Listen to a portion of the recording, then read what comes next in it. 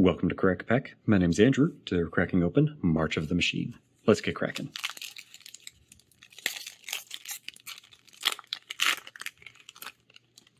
Our first card today is an Arena promo card, followed by a Scoured Barons.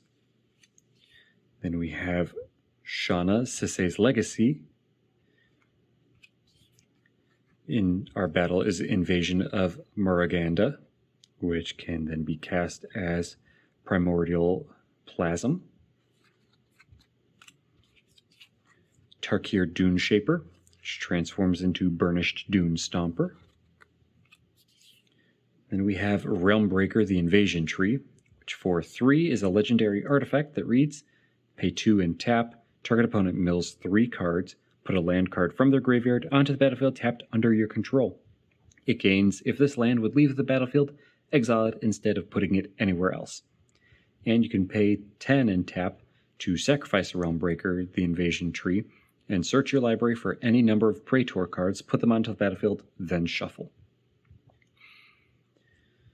Okay, so this is wanting you to have the Praetors, for sure. It's giving you an awkward form of ramp in that paying 2 and tapping it to make your opponent mill and get a land from their graveyard. And then it's basically just wanting you to rush to 10 mana to cheat out as many Praetors as you possibly can. And the Praetors do have really, really powerful effects, but I don't think that this is worth all of the build-up to get them. You know, there's so many steps that you have to go through for this, right?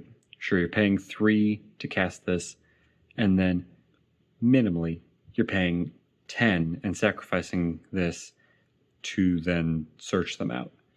That's 13 mana to cheat out, sure, potentially up to what? Well, I guess there are 15 Praetors. There might be more.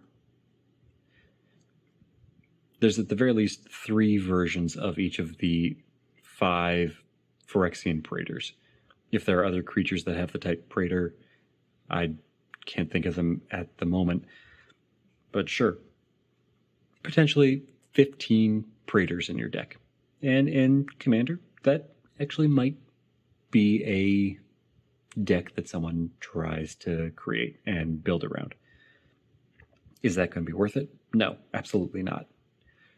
The Praetors aren't really synergistic with each other, and paying 13 mana to get all of them out isn't really going to give you a huge cohesive board state. It's going to give you a lot of powerful effects, but at the same time, I'd rather pay a lot less to get the specific Praetor I want rather than cheating out like a whole lot of them. And in any other format, I can't think of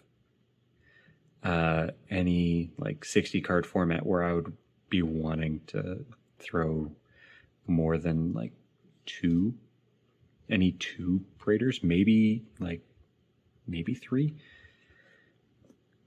But still, I just don't see paying all that mana for the Praetors to be worth it. So then that leaves just the first ability of paying 2 and tapping to make your opponent mill and steal lands from their graveyard.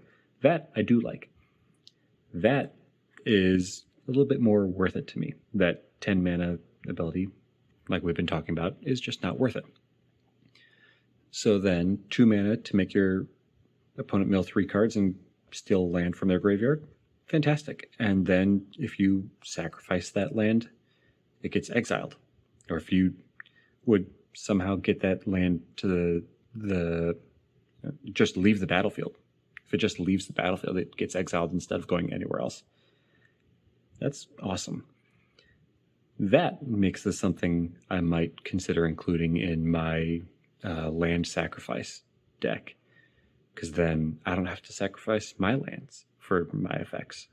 I can steal a land from their graveyard and then sacrifice it, and it gets exiled, and they don't get access to it anymore. And I still get my effects.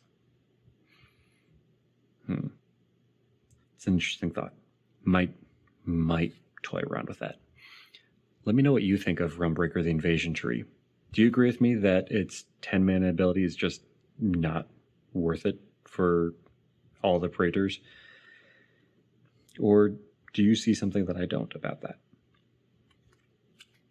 Next we have Omen Hawker, Botanical Brawler, Tidal Terror, Aerial Boost, Placid Rottentail, Alabaster Host Sanctifier, Atraxa's Fall, Mirren Bane Splitter, Gloomfang Mauler, and Karsus Depth Guard to round out the pack. And today's Pack 1 Pick 1.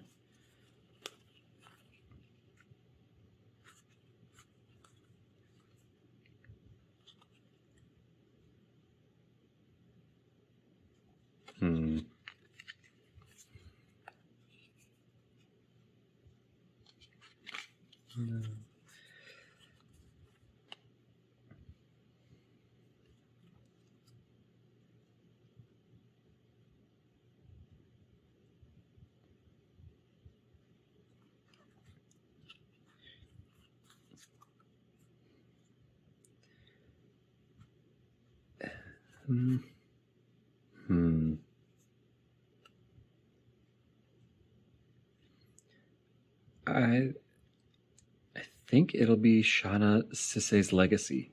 It's an interesting choice to me. It can't be the target of abilities your opponents control, so that's nice. It's effectively giving it like a hexproof or a shroud-like effect, and then it just wants you to go wide. It gets +1/+1 for each creature you control, so just wants you to go very wide in typical go wide colors.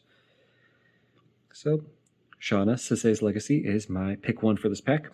What's yours? Let me know in the comments below. And that's all for today. Thank you for cracking along with me. Be sure to check back tomorrow as I crack open another pack.